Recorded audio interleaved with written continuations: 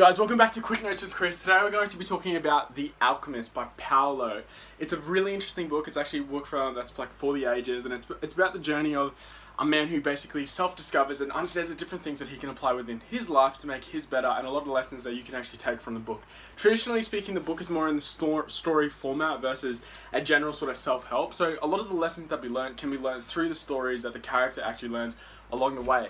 So the stories itself, someone who moves from Spain into Latin America, and how he basically learns towards learning all these different things throughout life, and how he goes towards meeting all these different people. And it's a really interesting book that I highly suggest that you take a listen to. But these are some of the things, I'll take a read, sorry, but these are some of the things that I took away from the book that I highly suggest that you can actually apply in your life in order to basically make it better and become a better person overall in general. So the first thing that I understood from was don't be a sheep. So in the book, he actually talks about how he used to herd this level of cattle, this amount of cattle, and all of them sort of just lived moment to moment. They didn't have their own dreams or own goals or own aspirations. They just followed him. And the way that I took away from that sort of thing was that don't be a sheep.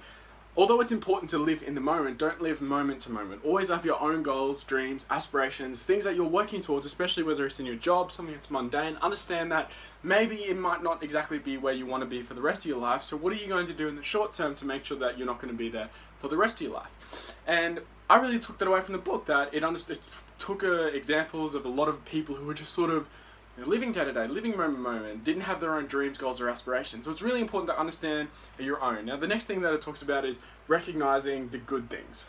So many people live in these negative situations and they focus on the negative, and basically that clouds their judgment whenever it comes to the positive things. For example, if you do work a job that you might necessarily not like, and your boss might have abused you that day, and maybe you didn't really get to work on time, there was traffic in the car, in the streets, and everything like that, and all that just sort of compounded throughout the day and made it a lot worse for you. But because of those negative things, it took away from you recognizing the positive. How someone said hello to you on the train on the way to work, or how your co-worker said that you looked great that day, and so on and so on and so on. All these small things that get taken away because of the negative things that happen. And so if you can focus on that positive stuff and basically sort of, drown out the negative, then of course you're going to have a better general existence and general life, especially once you're going through these mundane things, these things that it's very difficult to find enjoyment out of.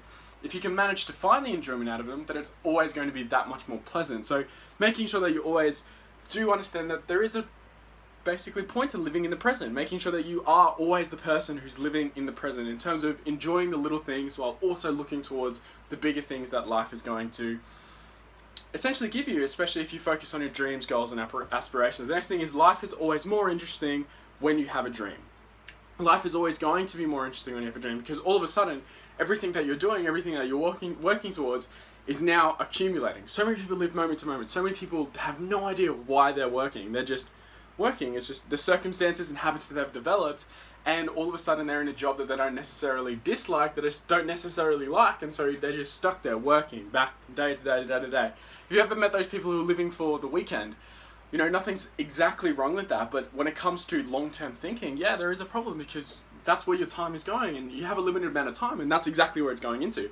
So I highly suggest that anyone who reads this book takes away that life is so much more interesting when you have a dream, because every action, every reaction, every response is actively, if you care about it enough, working towards this thing that you're aspiring to either become or earn or live, and that obviously ends up accumulating, compounding to the others around you, and so on and so on and so on. So making sure that you definitely are always working towards something can always give you that sense of fulfillment, and never be too satisfied with exactly where you're at.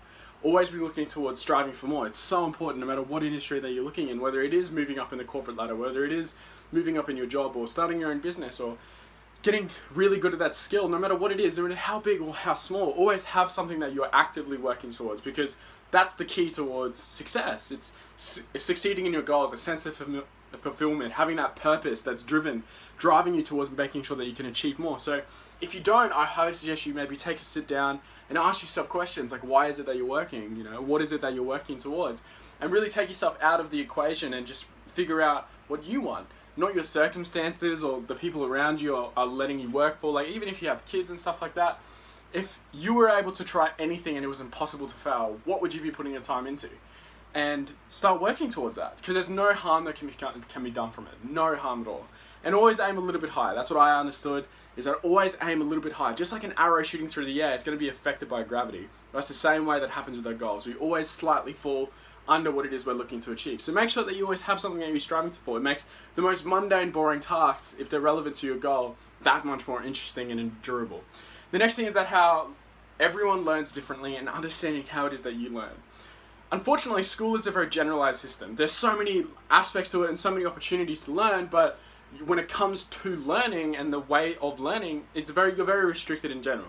You have to sort of concede and conform to the ways that the school does ask you to learn. And that's tough because there's so many different ways that people learn. Like, studies have shown that there's about 8 fundamentally different ways, and we're a smorgasbord of all of them, but there's a primary and dominant in each one. So understanding what it is and how you learn can make sure that you effectively pick up new skills, looking towards developing as a better person, especially when it does come towards chasing that dream, chasing that success, whether it's starting your own business, learning a new instrument. No matter what, if you can understand how you effectively learn and efficiently learn the best, then no matter what, your whole life is going to be just that much, a little bit easier. And compounding over a period of time, it might actually make you a lot better in the long run. Plus, there's so many times where people are incredibly passionate about a certain thing, skills, and learning certain stuff, but because it's so difficult for them to learn or they had a terrible teacher, it really turns them on and they associate that positive activity with that negative learning environment. For example, I had a friend who went to the gym, but because he only went to the gym with his brother, and when his brother basically got occupied with his girlfriend, he wasn't able to go anymore. So all that ended up happening was he attributed gym with debt because he was still paying for this gym membership, but his brother was never going with him. So he constantly associated the gym with this negative environment because of what was set up in the learning instance, where in reality the gym is an awesome place. It's a positive place that you can actually look towards bettering your physical self and mental health in some cases. So understanding that your environment in which you learn affects your opinion on the activity is really imperative and important to making sure that you do follow through with the stuff that you want to do long term, especially if you're a younger person or just picking up a new skill. Making sure that you have that instilled environment comes really easily when you understand exactly how it is that you can learn and the most efficient way that you can learn. So making sure that you do have that sort of self-reflection and evaluation on how it is that you specifically pick up new things can drastically help your improvement in life, because no matter what, we're learning. Every single day we're learning something. So if you could learn to learn it faster and more efficiently than everyone else around you, then of course you're going to naturally become closer to your goals. So you want to also become bigger than you are. Never be satisfied or feel as though you're a complete person, because the truth is we're never complete. The book always talks about understanding that you're always going to be on a journey that's never ending. And you might feel having pivotal points where you do feel senses of achievement, but no matter what, it's simply just on to the next. Never think that you're bigger than the small things or that you're bigger than anything in general. In fact, it talks about controlling your ego. Understanding that your ego is a great thing to drive you, but it's a terrible thing when it comes to learning. You always want to be able to turn it off, especially when picking up a new activity, moving into a new scene, a new environment, stuff where you have to basically take a bunch of stuff in. You have to put aside your ego, because ego just makes you think that you're bigger than the small things. When the truth is that no one is. Ego is literally just your sense of self, what you believe that you are to be. If you view yourself literally as just a person who's going through life, then you'll always be understanding that you can learn from anyone and take advice from anything.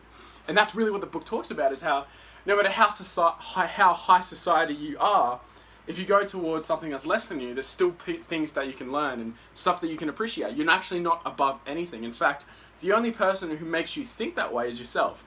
So being able to turn off your ego specifically, battling with yourself, and there's so many different ways that you can look at it. Like, no matter how successful you are, if you look at all these incredibly successful people, all of them is really a battle of their own ego. Not buying into their own self, not buying into their own, especially if they've got crowd engagement and media that's blowing their picture up, it's making sure that they're battling with themselves, that they don't start to believe the things that the media they talk about you. You know, a lot of sports athletes get told that they're the king or invincible or the god of the sport.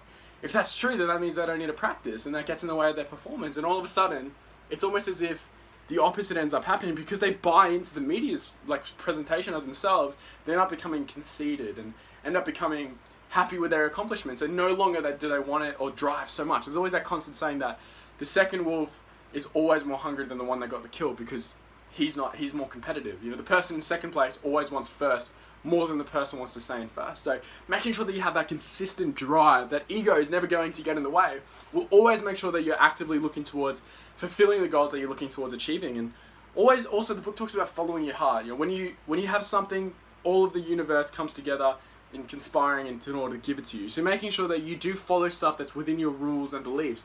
Because if you work in an industry that's outside of your rules and belief, no matter how much money you get paid or how much sense of fulfillment that it gives you, eventually you won't be able to do it long term. So making sure that you stay working that's attached to your values, beliefs, and morals. Anyways, guys, that's it for Quick Notes with Chris on. But stay in tune for the next videos that we do have uploading. I'll be uploading a few more today. And never stop there looking towards improving yourself and putting yourself in a better position for success. Okay, guys, I'll see you in the next one.